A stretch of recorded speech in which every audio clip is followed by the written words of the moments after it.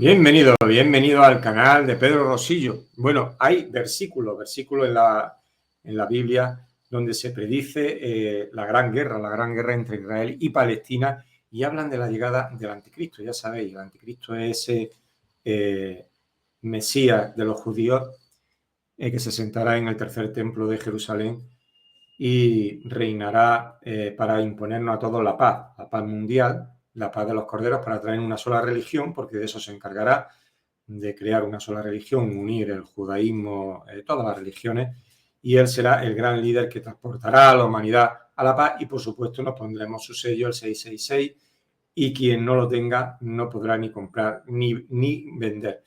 Bueno, pues este es un conflicto realmente que ha sido profetizado en la Biblia y por muchos santos. Pero, ¿qué versículo? Bueno, a esto se le ha llamado la gran tribulación. De eso hablan la Escritura. Y el tiempo de angustia para Jacob. Eso lo podemos ver en Jeremías 37. Bueno, algunos de los versículos que habla la Biblia sobre este conflicto, y menciona a Israel varias veces, y hace alusión tanto al regreso de los judíos a la tierra prometida como a la función que jugará el propio anticristo. Bueno, hay textos en donde habla de un gran regreso de los judíos a la tierra de Israel. Por ejemplo, Deuteronomio 30, 3, Isaías 43, 6, Ezequiel 34, 11, 36, 24, 37, 1, 14. En otros pasajes se menciona un anticristo que establecerá un pacto de 7 años, que ese lo podemos encontrar en las páginas del profeta Isaías 28, 18 y el profeta Daniel 9, 27. Sabéis que para estudiar el Apocalipsis, el profeta Daniel es fundamental. Yo pienso que casi todos los estudios que se basan en el Apocalipsis, en la primera base es el profeta Daniel. Bueno, también el profeta Daniel consta que el templo será reedificado, es decir, que habrá un tercer templo de Jerusalén. Eso lo vemos en Daniel 9, 27, pero también lo vemos en el Evangelio de Mateo 24, 15 y en las cartas en Tesalonicenses 2, 3 y en el libro del Apocalipsis, en el capítulo 11, 1.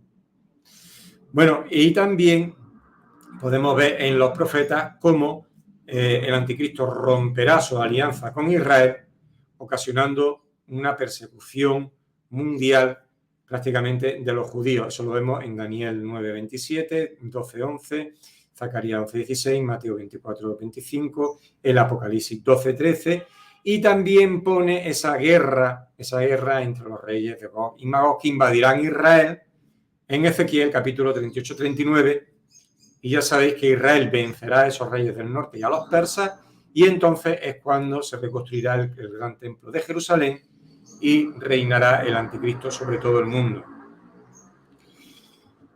Finalmente, Israel aceptará a Jesús como su Mesías. Eso aparece en el profeta Zacarías, en el versículo 12:10. Israel será regenerado, restaurado, reunificado. En Jeremías 33:8, Ezequiel 11:17 y en Romanos 11:26. Y otras señales, por ejemplo, muy importante para saber que estamos al final de los tiempos, en el Evangelio de San Mateo, en el capítulo 24, versículo 2, en este apartado de la Biblia, dice, habrá tanta maldad que la mayoría dejará de tener amor hacia los demás, pero el que siga firme hasta el fin será salvo. O sea, que lo que tenemos que hacer en estos tiempos es resistir, perseverar, resistir hasta la llegada de Cristo, perseverar. ¿Exactamente cuándo llegará este tiempo? Pues Mateo 24 pone un símil de la higuera. Aprended la parábola, cuando ya su rama está tierna y brotan las hojas, sabéis que el verano está cerca. Así también vosotros, cuando veáis todas estas cosas, conocer que está cerca, a las puertas.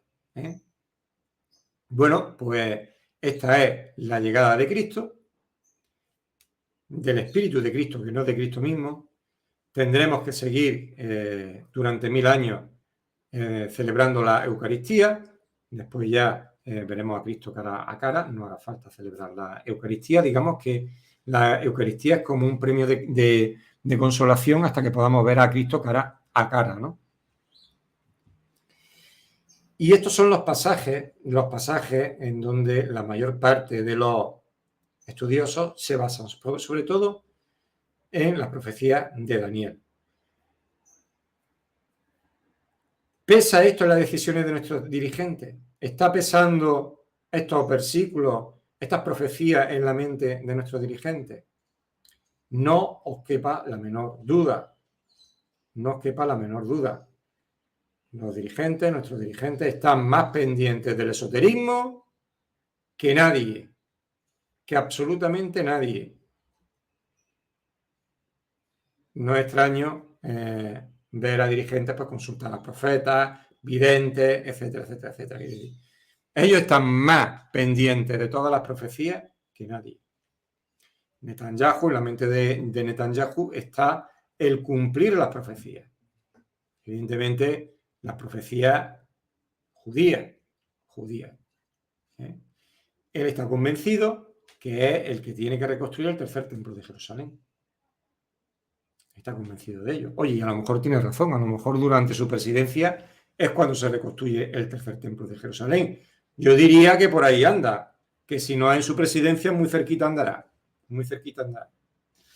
Pues estos son los, señores, los pasajes de la Biblia donde se anuncia la llegada del anticristo y la persecución de Israel, la gran guerra, la gran tribulación, en donde todos los estudiosos pues se basan pues y que yo basé también mi libro, bienvenido al Apocalipsis, pues para decir que efectivamente estamos ya al final de los tiempos y no solo yo, sino que todos los dirigentes son conscientes de ello, que estamos ya al final, que tienen 7 años, de ahí la Agenda 2030, porque en 7 años tienen que tenerlo todo acabado, ellos son más conscientes que nadie y por supuesto Netanyahu, el primero, o sea, no quepa la menor duda. No quepa la menor duda. Esto es una guerra espiritual antes que material y física.